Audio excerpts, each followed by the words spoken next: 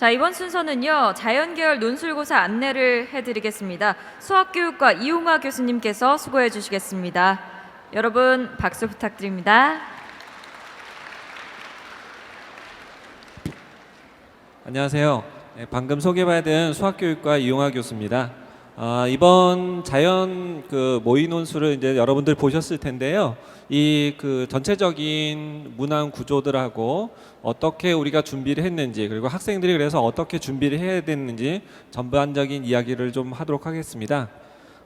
먼저 이화여자대학교 자연계열 논술은요, 수리 문제로만 나오고 있습니다. 그러니까 이제 통합형은 아니고 굳이 과학 문제들은 나오지 않습니다. 이제 수학 문제만 나오니까 혹시라도 오해가 없으셨으면 좋겠고요. 그다음에 굉장히 중요한 특징은 뭐냐면 타 학교들하고는 좀 달리 고등학교 교육 과정 내에서 출제를 하는 걸 원칙으로 하고 있습니다. 그래서 이제 저희 기출 문제들 여러분들께서 이제 살펴보시면 아시겠지만 교과 과정 내에서 나온 문제들이 거의 다고요. 그다음에 약간 조금 소재가 조금 달라 보이는 것들조차도 교과서 내에서 소재를 선택을 해서 이렇게 문항 구조들을 조금 바꾼 형태 정도입니다. 다시 말씀드리면 이게 왜 중요한 이야기냐면은 여러분들이 자연계열 같은 경우에는 수리논술의 문제를 어떻게 잘 풀어서 그것들을 잘 기술하느냐가 논술 전형, 특히 이제 수시 일반 전형에서 합격하는데 결정적인 요소가 됩니다. 많이 들으셔서 아시겠지만 학생부하고 논술하고 섞어서 내지만 학생부보다도 논술이 가장 중요하게 적용이 되고요. 인문보다도 여기 수리 쪽에서는 답의 적절성에 굉장히 무게중심이 있기 때문에 정확하게 문제를 잘 풀어 나갔느냐 하는 것이 굉장히 중요합니다. 그래서 그 부분이 굉장히 중요하니까 그 부분을 다시 한번 강조를 드리고요. 그 다음에 이제 전체적인 수리 논술을 준비하실 때 어떻게 할 거냐가 아마 학생들도 그렇고 학부모님들도 그렇고 굉장히 많이 고민하시는 분일 거예요. 그 부분이 예를 들어서 사설 학원이라든지 아니면 학교에서 방과 후에 공부를 한다든지 할 때 도대체 논술을 어떻게 준비할 거냐, 이게 굉장히 큰 이슈입니다. 근데 마땅한 대안이 없어요. 근데 저희가 이제 말씀드리는 건 굉장히 중요한 건 고등학교 교육 과정 내에서 소재를 선택해서 문제를 구성을 하고요. 그 다음에 문제의 형식이라든지 난도 정도는 여러분들께서 이제 수능 시험의 수학 문제들을 보셨을 거예요. 거기 보시면 서술형 문제들이 있습니다. 그 문항보다는 난도가 조금 높지만 그와 비슷한 서술형 문항의 것들을 연습을 하면 된다, 이렇게 생각하시면 될 겁니다. 어찌 보면 수능 준비하는 거 외에 따로 준비를 안 해도 될 정도로 저희가 조금 맞추고 있고요. 그렇지만 수능 정도의 난이도 정도에 머물 거면 굳이 저희가 또 시험을 다시 볼 필요가 없습니다. 그래서 난도는 그거보다는 조금 더 높게 설정을 해서 출제를 하려고 이렇게 설정이 되어 있습니다. 내용을 오늘 이제 보았던 그 내용을 좀 보시면 다음과 같습니다. 오늘 출제했던 내용들에서 사용한 소재는 로그 함수, 그다음 포물선, 그다음 미분, 그다음에 경우의 수, 그다음에 확률. 그래서 이제 교육과정 내에서 보시면 늘 자주 연습하던 그런 내용들입니다. 그래서 크게 벗어나지는 않고요. 문제들을 하나씩 보면서 우리가 이제 살펴보도록 하겠습니다. 첫 번째 문제인데요. 학생들은 아마 이 문제를 보고 굉장히 당황스러웠을 수가 있습니다. 당황스러운 건 뭐냐면 이 내용이 어려워서가 아닙니다. 이 내용은 아주 간단해요. 그냥 그러니까 서기 전후 해갖고 한 12,000년간의 인구 증가율에 대한 추정표를 제시를 해놨어요. 그런데 보통 우리가 함수 그래프 보는 거하고 조금 다르게끔 했던 거는 왼쪽 편에 있는 y축에 해당되는 부분이 로그 스케일로 되어 있는 거예요. 그래서 보통 인구수를 갖다가 우리가 PT라고 했다고 하면 왼쪽에 있는 거는 로그 PT에 해당되는 부분입니다. 이런 부분들은 통계표도 자주 볼 수 있고 우리가 자주 생각할 수 있는 부분입니다. 로그 함수는 우리가 이제 상용 로그 같은 경우 특별히 자주 교육과정에서 많이 다루고 있는 것이라서 이제 우리가 선택을 했습니다. 근데 이제 학생들이 이제 당황스러워할 수 있는 부분은 뭐냐면 여기에 있는 설명들을 꼼꼼하게 읽는 게 연습이 안 돼 있어요. 그래서 아마 읽는데 뭘 어떻게 해야 될 건가라는 걸 해석하는데 아마 시간이 많이 들었을 거고 그걸 기술하는 것이 아마 조금 시간이 많이 들었을 겁니다. 그래서 내용 그 문제들을 좀 볼게요. 여기 이제 문제들을 들어가기 전에 물어보는 부분이 있는데 농경 시대에 해당되는 부분에 대해서 첫 번째 문제를 물어봤었고요. 그 다음에 세 번째 문제는 산업화 쪽에 있는 그 구간에서의 해당되는 부분을 물어보고 있습니다. 이게 첫 번째 문제인데요. 기원전 5,000년부터 기원 후 이제 1,600년 사이에 인구가 이제 변화를 했는데 그 사이에 인구가 일정한 비율로 증가를 했다 이겁니다. 그래프를 보시면 이제 그 직선처럼 표현이 되어 있는데 그 일정한 비율이라는 것이 거기 이제 첫 번째 포인트를 보시면 됩니다. 그래프상에는 1차 함수로 표현이 되어 있지만 직선처럼 되어 있으니까 그것이 원래 인구 입장에서 보면 인구 수 함수의 입장에서 보면 지수 함수 꼴이 되겠죠. 그래서 일정한 비율이라는 거는 저기에 표현되어 있는 이 B 부분을 일정하게 우리가 가져가겠다라는 부분입니다. 그래서 이 부분을 해당되는 데이터들이 이제 주어져 있는 부분이 있습니다. 그 기간 동안 약 100배의 인구수가 이제 증가를 했는데 이걸 로그 스케일로 우리가 이제 바꿔서 B 값을 찾아낼 수가 있죠. 이 부분은 아마 뭐 특별한 그 연습 없이도 금방 알 수 있습니다. 내가 이 문제를 어떻게 풀 건지 설정만 하면 자연스럽게 그냥 해결될 수 있는 부분이고요. 그래서 B를 결정하고 나면 인구수가 2배가 될 때 얼마만한 시간이 필요하겠냐라는 질문에 대한 답을 금방 구할 수 있을 거예요. 그래서 그 캐피탈 T로 되어 있는 요 대문자 T로 되어 있는 부분을 우리가 찾아내면 약 990년. 그러니까 그 기간 동안에는 한 1000년마다 인구수가 한 2배 정도씩 계속 늘어나고 있었구나. 이런 부분들을 자연스럽게 기술하실 수 있었을 겁니다. 다음 문제를 보시면요. 이제 그 조금 더 정보를 더 줍니다. 이런 부분들은 굉장히 많이 그 사용하는 기법인데요. 논술 문제를 설정을 할 때 제일 좋아하는 타입 중에 하나입니다. 아주 쉬운 형태의 정보들을 주고서 학생들이 이제 문제를 기술하게 하고 그 다음에는 추가적인 조건들을 활용할 수 있을 만한 조건들을 학생들한테 제시를 합니다. 그래서 문제 두 번째에서는 70배 중에 대한 그 식을 하나 제시를 해줬어요. 그래서 그걸 활용을 해서 문제를 한번 풀어봐라 라고 했습니다. 그래서 그 어떻게 근사를 해야 되는지에 대해서 이제 문제를 해결해 나갈 텐데요. 그 내용상에는 이렇게 되어 있습니다. 어떤 숫자들이 2배가 되는 데는 어떤 식이 필요한지를 갖다가 조건으로 제시를 해줬어요. 근데 지금 현재 문제에서는 약 100년 동안 4배 증가한 게 되어 있어요. 그렇다면 주어져 있는 조건을 활용하려면 2배 되는 경우들을 우리가 설정을 해야지 적용 가능하니까 4배로 표현되어 있는 정보들을 2배짜리로 바꾸는 작업이 필요하겠죠.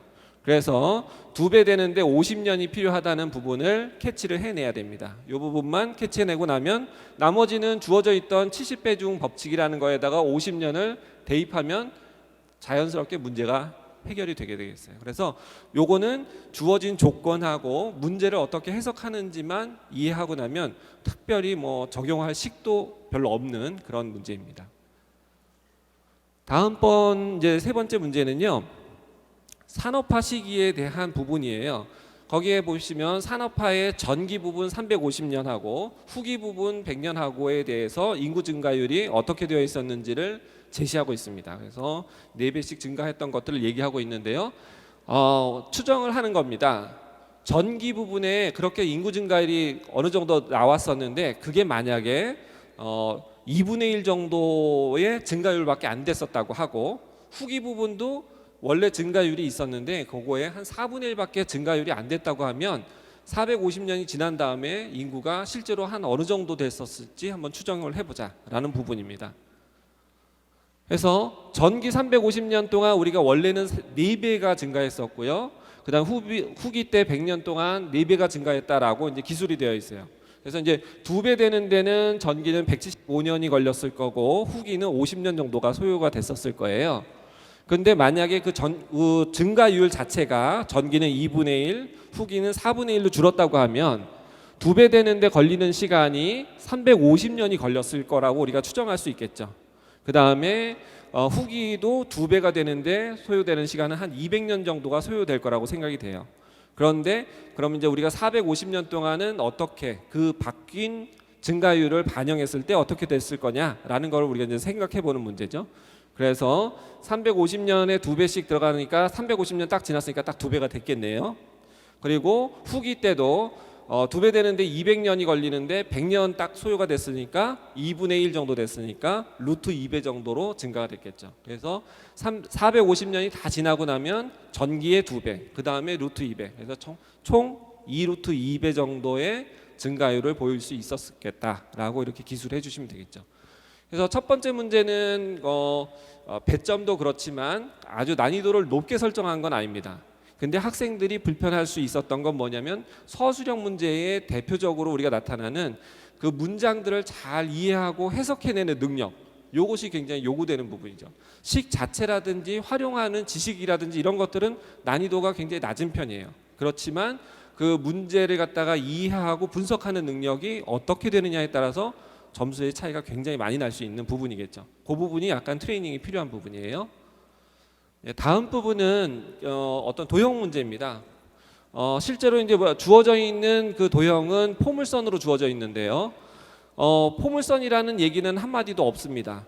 그냥 주어져 있는 조건은 어떻게 되어 있냐면 직선이 위쪽에 하나 있고 y equals k라는 직선이 하나 주어져 있고 그 밑에 어떤 곡선이 하나 존재하는데 그 곡선이 원점을 지나가더라. 그 다음에 곡선 위에 있는 점들에서 고정점인 R까지의 거리하고 그 다음에 그 직선 위에 수선의 발을 내렸을 때 그 점까지 Q까지의 거리까지 이렇게 합했더니 항상 일정하더라, 이런 부분이에요.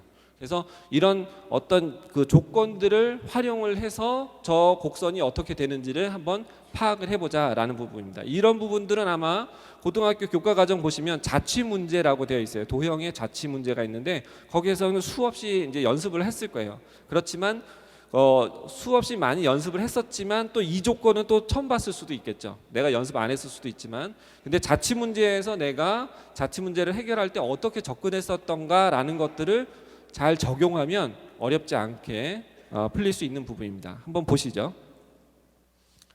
첫 번째는 그냥 그 그래프가 어떻게 됐었는지 그 함수를 갖다 한번 구해봐라, 이런 부분이에요. 자, 주어진 조건은 뭐냐면 그 PR, 선분 PR하고 PQ의 합을 구하면 그게 항상 일정하다라는 거예요. 그래서 좌측편으로는 일정하다라고 해서 상수 C를 썼고요. 특별히 원점을 지나기 때문에 길이가 A 플러스 B, K가 나올 거예요. 그래서 그거는 아마 조건에서 보시면 금방 아실 수 있고, 오른쪽 편으로 전개되어 있는 부분은 PR하고 PQ에 대해서 주어져 있는 좌표들에 의해서 직접 거리를 계산한 겁니다. 그래서 이걸 표현을 해보면 두 번째 줄에서 식을 전개할 수 있겠죠. 스퀘어 루트가 있으니까는 그 부분을 제곱해 갖고 해결을 하려고 아마 자연스럽게 접근을 하셨을 거예요. 그래서 여기 첫 번째 줄까지 설정만 하시고 나면 그다지 어려울 게 없습니다. 그런데 첫 번째 줄은 어떻게 설정을 할 거냐, 주어져 있는 조건을 그대로 해석한 걸 그대로 표현만 했었기 때문에 문제 자체는 어렵지가 않습니다. 그런데 문제는 학생들이 당황하면 저렇게 식을 쓰겠다, 자취에 대해서 내가 어떻게 연습했는지 내가 기억이 안 나면 저걸 또 못할 수가 있겠죠. 그렇지만 저거 자체는 내가 평상시에 굉장히 연습을 많이 했던 부분이에요. 그러니까 당황하지 않는 게 굉장히 중요합니다. 그래서 설정만 하고 나면 식은 그대로 전개하면 자연스럽게 식을 풀 수가 있어요. 그래서 fx equals 4a분의 x제곱, 이 식은 금방 구해요. 근데 그 다음 디테일이 하나 더 있어요. 함수를 갖다가 구하라고 했는데 함수라는 거는 함수의 식만 나오는 게 아니라 함수를 정의하는 정의 구간이 결정되겠죠. 일반적으로 정의 구간에 대한 제한이 없었다면 괜찮지만 여기서는 직선 아래에 있는 부분이라고 했어요. 그러니까 요 맨 뒷부분에 있는, 마지막에서 뒷부분에 있는 정의 구역을 결정을 해줬어야만 합니다. 저게 별거 아닌 것 같지만 저 정도 디테일을 살짝 내가 정리를 깨끗하게 못했다라고 하면 학생부 1등급 정도의 점수는 날라갔다고 보시면 돼요. 그러니까 이런 논술 같은 문제에서는 굉장히 중요한 게 뭐냐면 꼼꼼하게 뒷작업을 잘 하셔야 됩니다. 그래서 어떤 부분이 이런 것들을 결정하는지를 갖다가 정확하게 아시고 잘 기술하는 그런 쓰는 연습들을 많이 하셔야 충분히 내가 쓴 거에 적합한 점수들을 얻을 수가 있습니다. 그 부분들 놓치시면 굉장히 후회하실 거예요. 자, 이런 부분들에 대한 연습이 굉장히 많이 필요한 부분이고요.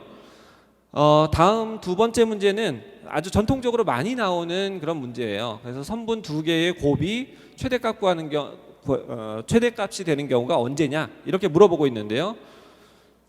좌표식으로부터 그대로 PQ와 PR에 대한 식들을 구하고 있습니다. PQ는 자연스럽게 구할 수 있었을 거고요. PR을 그냥 구하려니까는 생각보다는 조금 복잡하게 되요. 그런데 주어진 조건이 뭐라고 되어 있냐면 두 선분의 길이의 합은 항상 일정하다는 조건이 있었어요.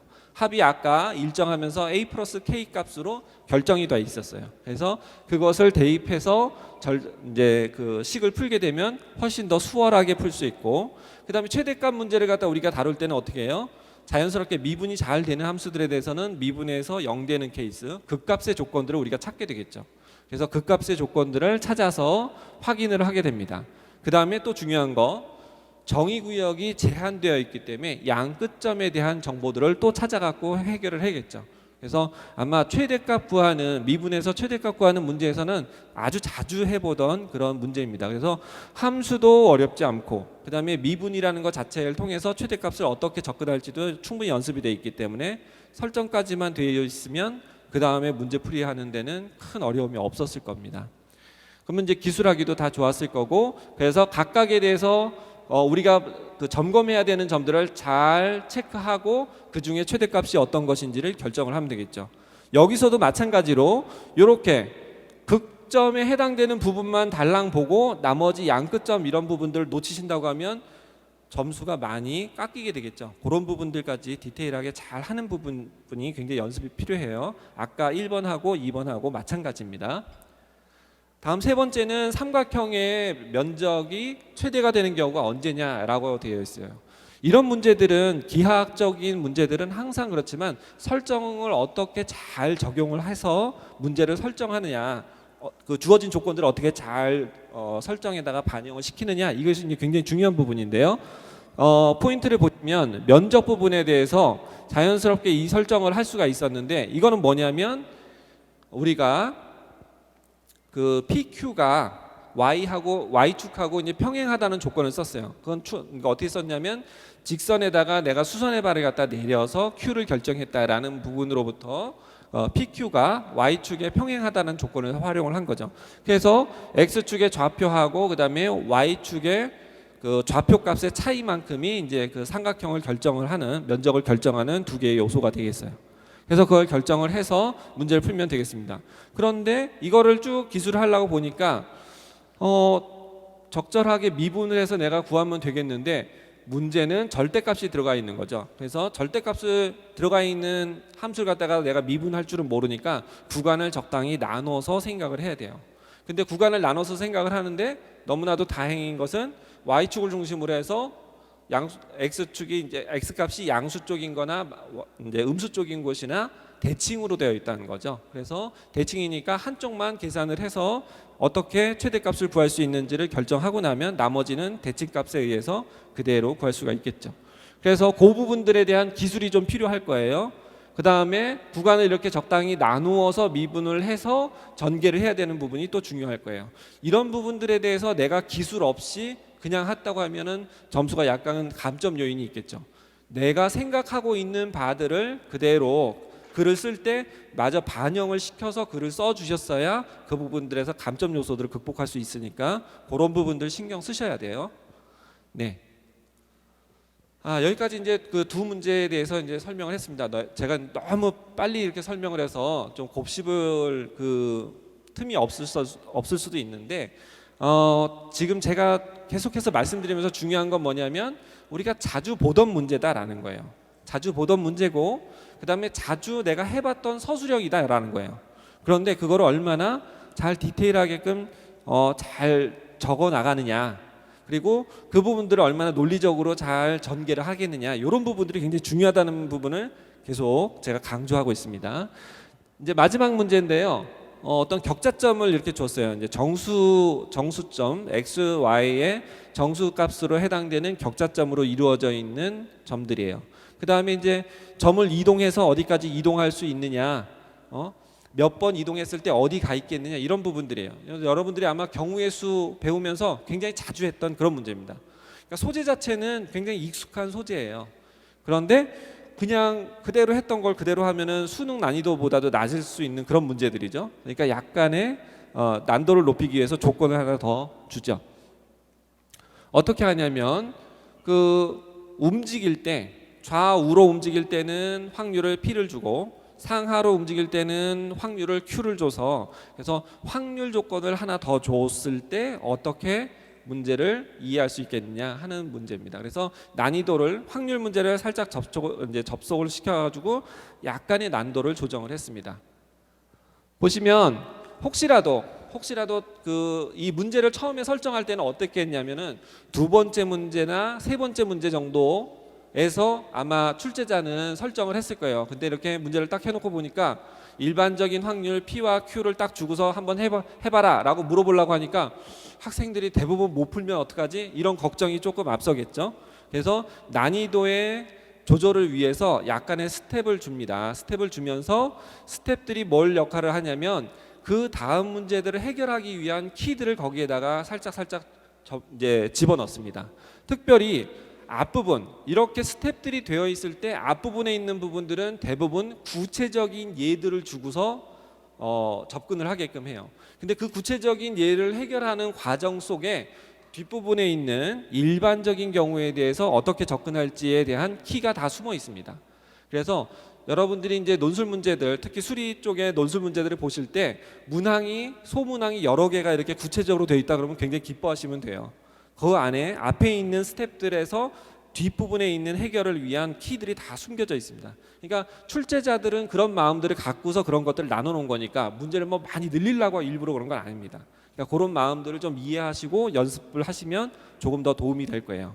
그러면 첫 번째 문제를 풀면서 두 번째 문제, 세 번째 문제에서 뭘 접근을 해야 되는지를 잘 살펴보시면 되겠어요. 첫 번째 문제 보시죠. 보시면 4번을 시행을 했는데 1, 3이라는 좌표에 가 있을 확률을 구하는 문제예요. 4번 만에 1, 3에 가는 거예요. 그러면 4번 만에 1, 3에 가려면 딴짓을 하면 안 돼요. 오른쪽으로 언젠가 한 번은 가야 되고 위로 3번은 가야 돼요. 그러면 오르락내리락 할 수는 없겠죠. 좌우로 왔다 갔다 할 여지는 없습니다. 딱 필요한 만큼 다 해야지 딱 도달하게 됩니다. 요게 지금 그 뒤에 있는 문제들, 일반적인 것들을 생각할 때 키포인트입니다. 잘 보시죠.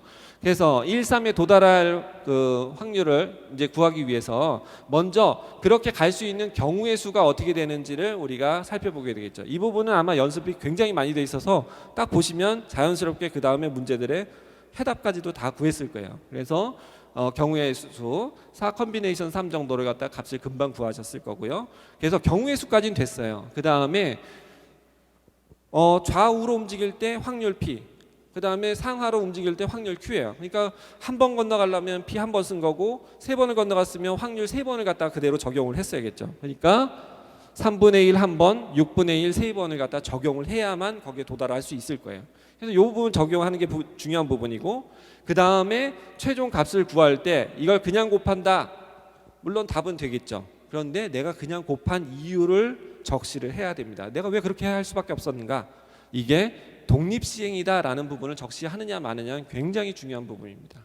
아시겠죠? 그런 부분이 있는 학생하고 없는 학생들에 대해서는 채점하시는 분들이 고려하시는 부분이 달라지겠죠. 그러니까 그런 것들을 내가 왜 이렇게 곱했느냐 하는 부분들을 표현을 할 수 있어야 돼요. 그러니까 서술형 문제, 논술 문제 이런 데서 굉장히 중요한 거는 내가 그 답을 기술할 때 왜 그렇게 기술을 하는지를 표현을 하는 것이 굉장히 중요한 거예요. 연습을 하실 때 그 부분을 놓치지 말고 계속 연습을 하셔야 돼요. 자, 그러면 1번 문제를 보시면서 봤던 그런 키포인트를 2번 문제에서 한번 적용을 해보죠. n번 시행을 했어요. 그 다음에 좌표 K하고 L로 갔는데 K하고 L하고 딱 더한 게 N이에요. 그러니까 딴짓하지 말고 바로 가서 그 위로 올라가서 붙으라는 거예요. 그러니까 우측으로 K번, 그다음에 위쪽으로 L번 딱 움직이면 딱 그 자리에 도달하는 거죠. 좌우를 왔다 갔다 할 여지도 상하를 오르락내리락 할 여지도 없습니다. 딱 해당되는 것만 딱 움직여서 가야 돼요. 그러면 이제 문제는 앞에서 했던 거랑 똑같이 해결이 되겠어요. 그래서 K를 K라고 놓고 나면 L에 해당되는 건 N-K로 우리가 되겠죠. 두 개 더해서 N이었으니까 이렇게 표현을 하고 나면 우측으로 K번, 위로 N-K번. 그래서 경우의 수가 K 컨비네이션 N-K 이렇게 딱 나옵니다. 그러면 그 다음에 경우의 수는 결정이 난 거고요. 그 다음에 독립 시행에 해당되는 확률들은 각각 P가 K번 등장했고 Q가 N-K번 등장했기 때문에 나머지 합산하면은 결정이 되겠어요. 그래서 여기까지도 1번에서 했었던 스텝을 아까는 숫자로 되어 있던 것들을 여기서 문자로만 바꿔서 그대로 적용을 하면 되겠어요. 그런데 이 문제가 만약에 1번 스텝이 없이 이렇게 나왔다고 하면 학생들 입장에서는 상당히 당황했을 거예요. 그래서 난도를 조절하는 데 있어서 접근하는 방식들이 이런 겁니다. 그래서 가능하면 서브 스텝을 갖다가 줄여버리면 학생들 입장에서는 굉장히 어렵게 느껴질 수가 있어요. 그래서 난도를 높이는 방법이고요. 그런 것들을 친절하게 주면 줄수록 학생들 입장에서는 훨씬 더 그 안에서 키포인트를 찾아낼 수 있기 때문에 학생들 입장에서는 접근하기가 쉬운 겁니다. 그래서 그런 것들을 염두에 두고 문제를 해결을 해주면 되겠어요. 자, 나머지 이제 세 번째 문제는 가장 일반적인 케이스예요. 그래서 좌표 KL이 이제 N보다 작은 이게 이퀄리티가 빠졌나요? 이퀄리티 없는 게 맞죠? 예. 그러면 요 문제를 해결하는 겁니다. 이거는 뭐냐면 n번만에 도달할 수 있는 최대 거리가 지금 k의 절대값 더하기 l의 절대값이 n보다 작거나 같은 그 구간 안에 있는 점들이 n번만에 다 도달할 수 있는 모든 점들을 표현하고 있어요. 그러니까 그걸 벗어나면 n번만에 도달할 방법이 없어요. 한 번 더 나가야지. 그래서 그 바깥에는 없고 그 안쪽에만 다 있다 이렇게 보면 되겠어요. 그래서 문제에서 구하고자 하는 부분은 n보다 작은 부분이에요. 그거는 n보다 작거나 같은 모든 부분. 그러면 확률은 1이겠죠. 전체의 경우에 해당되는 거 확률이 1이에요. 그러면 거기에서 앞부분에서 했었던 부분 n번만에 도달할 수 있는 부분들을 확률을 빼내면 여집합에 해당되는 확률을 구할 수 있겠죠. 그래서 여집합에 대한 확률에 대한 문제입니다. 그래서 앞부분만 잘 해결을 하면은 자연스럽게 여기 적용을 할 수 있는데 여기에서도 꼼꼼함이 굉장히 중요한데 꼼꼼함을 어디서 요구하냐면 지금 일단은 2번에서 했었던 부분들이 4개 정도 P1, P2, P3, P4라고 해가지고 이런 4가지 경우가 있어요. 그러니까 마름모를 여러분들이 이제 떠올리셨을 텐데 마름모가 지금 4변이 있어요. 그 4변에 각각에 해당되는 부분입니다.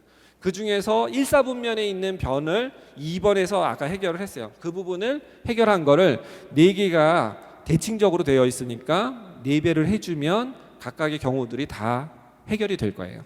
그래서 그 부분을 쭉 해결을 하면 각각의 확률이 P 플러스 Q의 N승 이렇게 나올 테니까 그런 게 4개가 존재하겠죠. 그래서 1에서 4개의 P 플러스 Q의 N승을 뺀다. 그러면 끝날 것 같지만 그렇게 하면 하나 놓치는 게 하나 생기겠죠. 여기까지만 해도 상당히 문제에 아주 높은 점수를 받을 수 있는 접근 방식이 되겠어요. 여기까지만 해도 굉장히 높은 점수죠. 그런데 이제 한 가지 놓친 부분이 있어요.